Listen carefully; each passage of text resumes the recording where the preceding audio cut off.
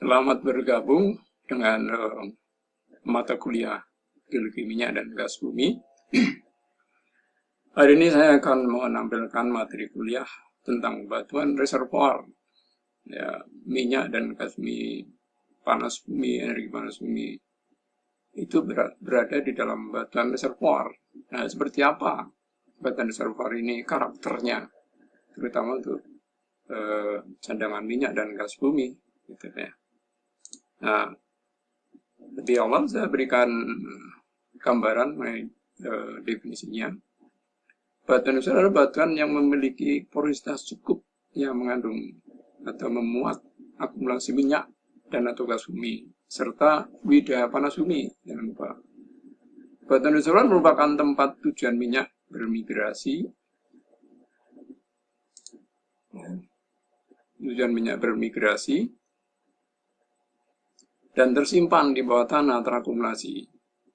Nah, secara umum batuan yang memiliki porositas dan permeabilitas itu menjadi tempat yang ideal untuk akumulasi minyak dan gas bumi serta fluida panas bumi tadi. Nah, batu pasir adalah batuan reservoir yang paling umum. Demikian juga ada batuan lain seperti batu gamping atau dolostone, ya. Beberapa di antaranya adalah sisa-sisa kerangka terumbu karang kuno, merupakan contoh batuan reservoir. Demikian juga batuan vulkanik, breksi dan sebagainya.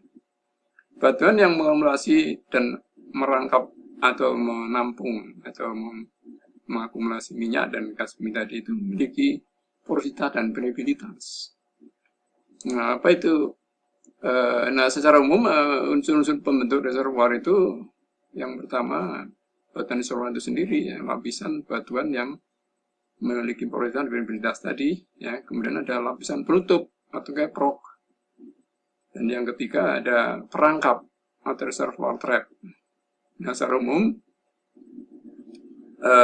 empat unsur dan ada migrasi tadi, dan empat komponen itu menjadi komponen penting dalam petroleum system atau sistem perminyakan, ya.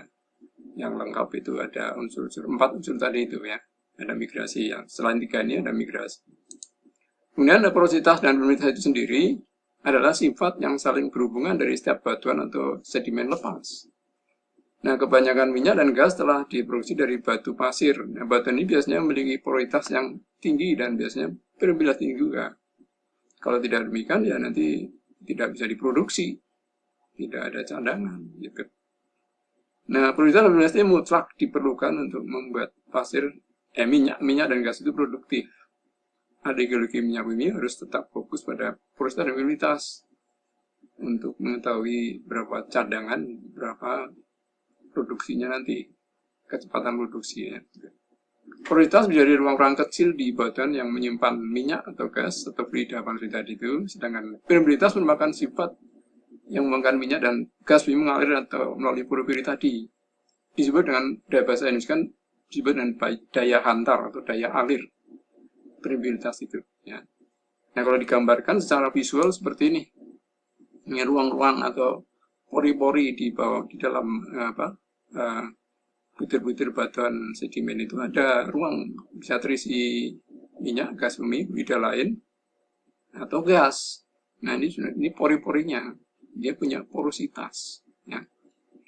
Ini contoh sayatan batu pasir, misalkan, ya, yang hitam-hitam gelap ini bisa jadi ini merupakan porositasnya, pori-porinya, gitu, ya.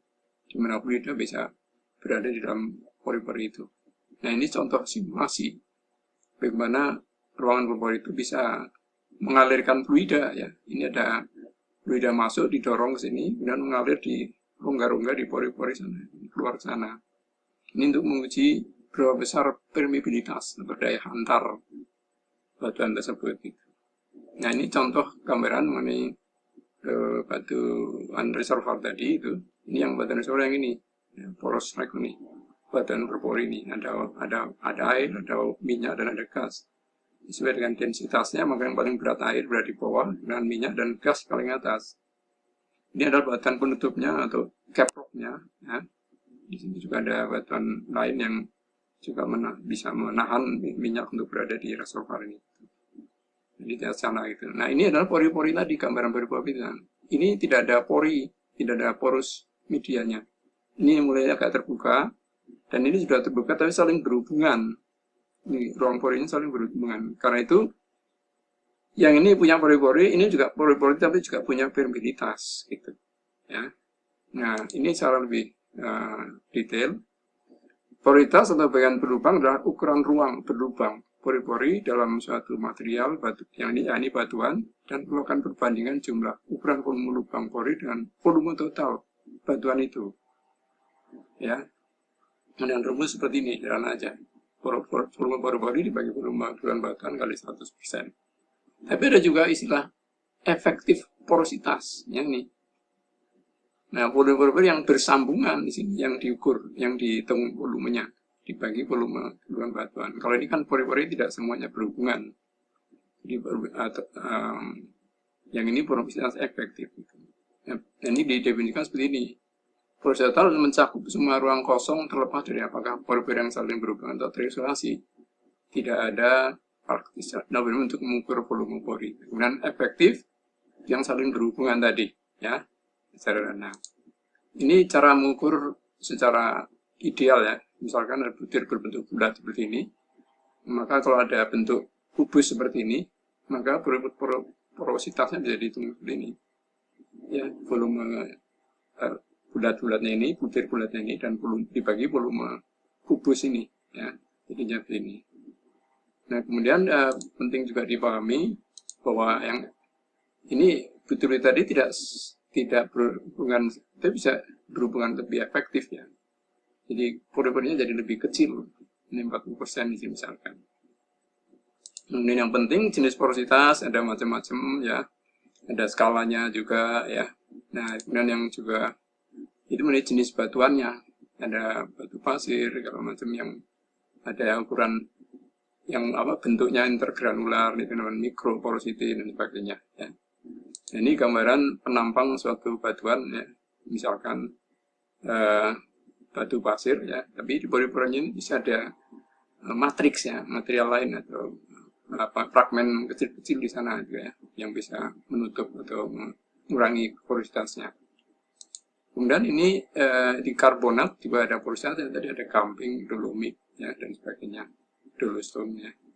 Nah, ini gambaran mengenai jenis-jenis batu gamping yang menggambarkan fragmen-fragmennya, bukan hanya fragmen mineral atau kristal kalsit atau dolomit dan sebagainya, tapi juga ada fosilnya, karena batu gamping terbentuk oleh organisme laut. Ini terkumpul jadilah batu gamping. Ini jenis-jenis batuan karbonat ya, untuk lebih detailnya bisa diperiksa sendiri ya. Nah, kemudian permeabilitas adalah suatu batuan yang dapat meluluskan cairan melalui pori-pori yang berhubungan tanpa merusak partikel pembentuk atau kerangka batuan tersebut. Nah, diawali oleh ahli yang disebut dengan Darcy, yang dia melakukan percobaan mengalirkan fluida ke dalam batuan berpori, dan menemukan bahwa debit atau besarnya jumlah aliran yang mengalir itu sebanding dengan permeabilitas, viskositas, dan tekanan ya, definisi dengan derivatif tekanan ya, beda tekanan antara jarak itu ya. Nah, ini di satuannya untuk bisa menghitung misalnya aliran, daya aliran itu Q ini tadi ya. Nah, kemudian di lebih lanjut kalau ada lebih dari satu jenis fluida, ada minyak, ada gas, ada air, itu dikelompokkan menjadi permeabilitas efektif untuk minyak, gas, dan air ya. Nah, dengan begini kan bisa dihitung masing-masing debitnya gitu ya, dengan sebutan KO, KW, KG, dan sebagainya. Nah, kemudian permeabilitas ini juga ada definisinya ya. Kalau tidak ada fluida lain, cuma satu, disebut permeabilitas absolut. Kalau ada fluida lain, tadi relatif. Ya, KO, karena ada air, ada gas, dan sebagainya. Jadi KO, KW, dan KG tadi itu. Ya. Sehingga kalau dihitung KR relatifnya tadi, itu sebanding dengan mutlak, total ya, permeabilitas total, gitu ya, mendapatkan permeabilitas itu. Nah, kemudian permeabilitas juga dipelajari di ini ya ditampilkan di kurva permeabilitas relatif ya, untuk menunjukkan bagaimana permeabilitas itu dipengaruhi oleh saturasinya atau kejenuhannya. Nah, di sini dibandingkan antara permeabilitas relatif antara minyak dan air di satu batuan, kemudian diukur permeabilitas masing-masing dan saturasinya masing-masing, kemudian diplot kurvanya. Nah, kita akan melihat seperti ini contoh aja ya. Nah, itu masing-masing fluidanya, kemampuan mengalirnya itu dipengaruhi juga oleh, bukan hanya oleh permeabilitasnya, tapi juga oleh wettabilitasnya atau kebasahannya ya, wettabilitasnya. Kalau dia basah ke minyak, minyak jadi sulit mengalir, tapi dia basah air, minyak lebih mudah mengalir gitu ya. Ini contoh lain kurva tadi, tapi di sini menggambarkan pengaruh kebasahan dengan peningkatan saturation-nya ini, dengan kebasahannya ini ya. Jadi kalau makin tinggi saturation-nya air makin mudah mengalir gitu ya. Dan itu faktor-faktor yang berpengaruh di dalam permeabilitas dan saturasi gitu. Nah, faktor-faktor yang mempengaruhi permeabilitas relatif itu tadi saturasi ya, dengan geometri ruang pori ya, kebasahannya atau wettability tadi, kemudian sejarah saturasinya ya. Kemudian karakter persamaan permeabilitas relatif ya, unik untuk batu dan cairan yang berbeda. Kemudian yang kedua, relatif mempengaruhi karakteristik aliran fluida reservoir. Kalau dia basah tadi, basah air yang mudah mengalir gitu. Minyak mudah mengalir gitu. Tapi kalau basah minyak, air yang mudah mengalir gitu. Nah, ini sudah digambar saja. Aplikasi permeabilitas relatif itu bisa digunakan di simulasi reservoir ya, dan perhitungan aliran dan kemudian cadangan dan sebagainya. Untuk permeabilitas, untuk porositas, untuk menghitung cadangannya. Ini contoh lain kurva permeabilitas relatif yang ini menggambarkan hubungan dengan gas ya, minyak dan gas. Kalau ini minyak dan air. Nah, karakter pori ya itu tergantung jenis batuannya tadi ya. Ada pori yang primer, ada yang terbentuk setelah tindakan terjadi batu, bisa lapuk gitu ya, dan sebagainya. Ini contoh gambaran tadi, sudah ada jenis-jenis porositas.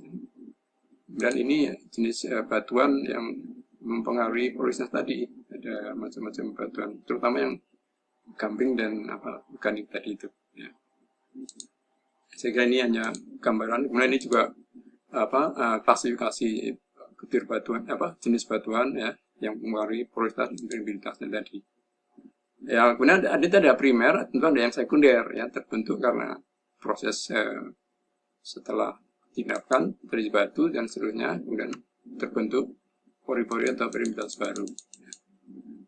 Nah, kemudian ini ada beberapa catatan lain yang perlu dipahami untuk gamping ya, terumbu karbonat dan sebagainya. Ini ada klasifikasinya atau bagaimana dia terbentuk dan sebagainya. Ini lingkungan endapan terbentuknya batu gamping dan sebagainya. Nah, ini ada gamping plastik, ada gamping non plastik dan sebagainya. Nah, ini ada untuk memberi gambaran bagaimana reservoir